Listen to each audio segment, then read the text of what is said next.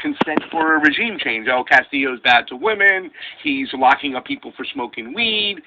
What are your thoughts on it? We're very optimistic about this new relationship, but we know, of course, that Pedro Castillo's government will be subject to destabilization attempts as well. Absolutely, with all that lithium there.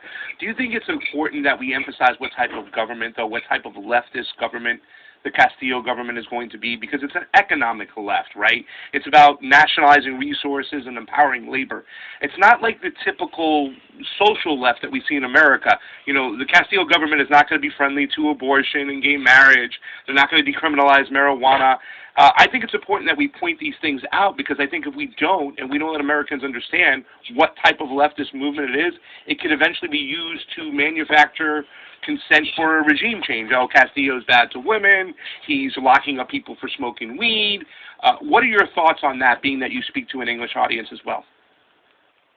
Yeah, I think that is something that that weighs on us as media, as well as you guys, of course, that we need to show these different angles, because every government has their own unique approach, and, we're just beginning to see, who the people are who are being put in his cabinet and his administration. So we've yet to see, what direction they're really heading in, but the indications we have, early on are that, they've left the Lima group, that they have appointed someone who, believes in equal rights, human rights, obviously. That means different things for a leftist government than it would for a Fujimori government, that's for sure.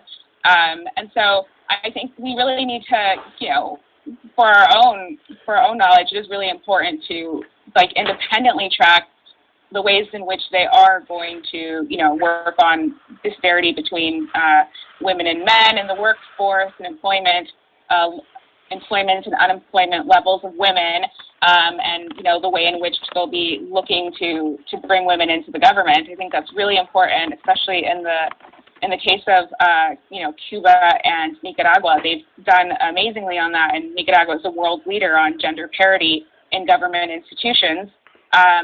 And so I think this is something that I'm not really sure how much we can say so far, but you're absolutely right that, anything like that where it seems as if a government or a leader may fall short with regards to addressing the demands of LGBT groups, of women, and, other historically marginalized groups, indigenous people, is subject to attacks.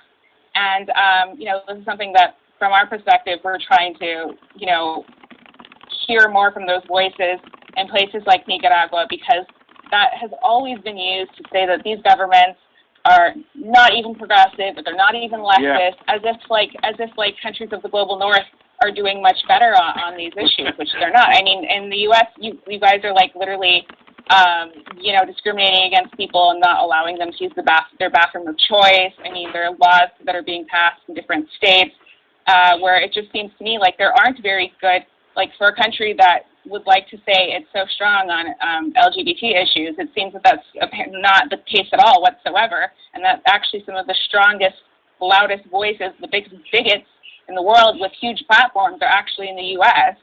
So, it's absolutely ridiculous that anyone, on the left in the global north would have anything to say about, people's own choices here. And we also believe that, it really is up to the people to decide what they want their laws to be, and this is going to be different in every scenario. But, for example, Camila Escalante, Bolivian journalist that covers politics in South America. Who are very much for Camila the right Escalante.